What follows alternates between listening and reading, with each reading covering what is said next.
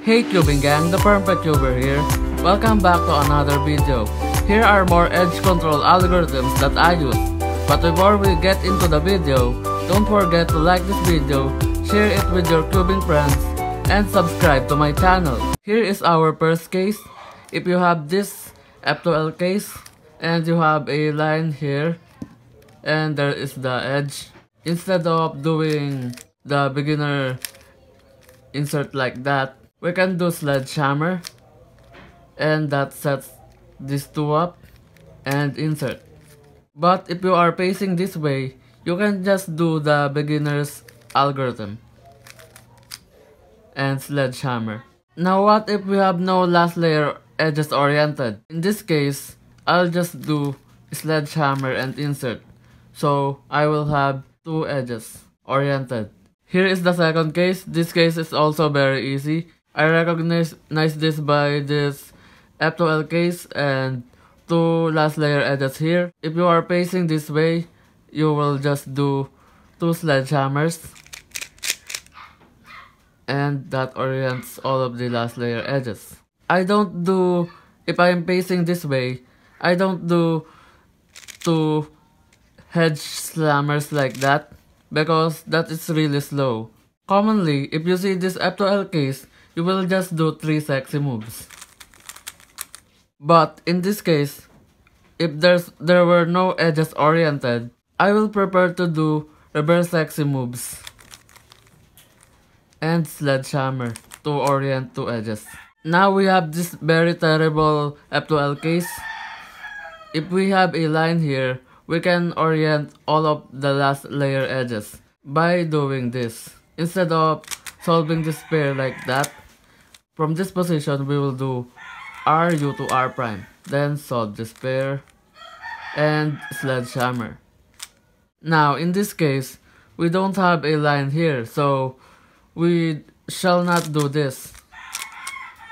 Instead, if we have a L shape here, we will do U prime, then solve this pair and sledgehammer. Next case, we have this F2L case and this L shape. What we will do is do RU to R prime and sledgehammer. If we are facing this way, instead of rotating and doing the very long algorithm, we can do this algorithm.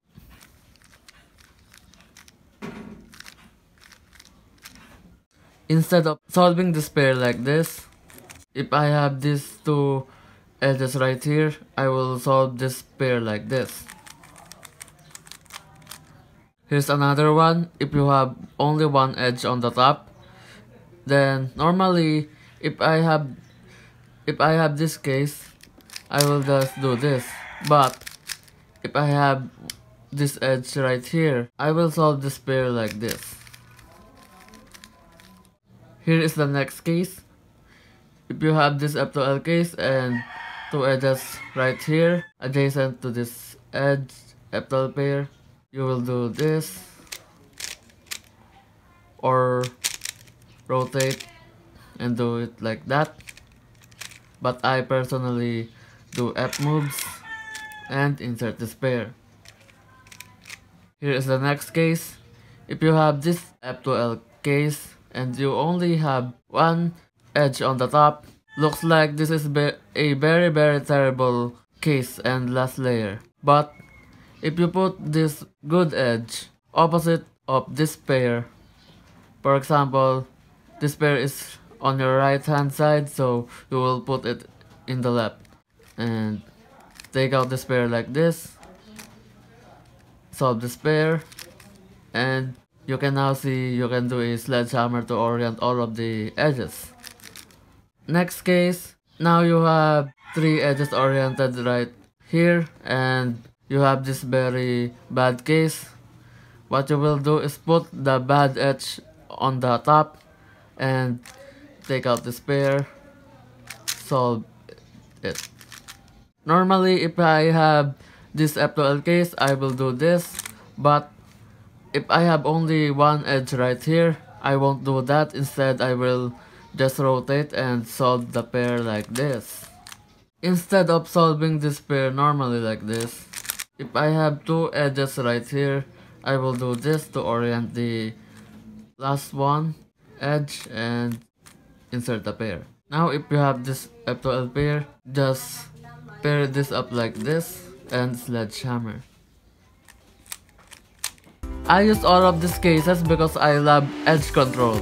But you don't necessarily need to learn all of these cases. I learned these cases because I know some ZBLLs. If you don't know many ZBLLs winter variations, then it is fine to not learn these cases. Anyway guys, thank you all for watching.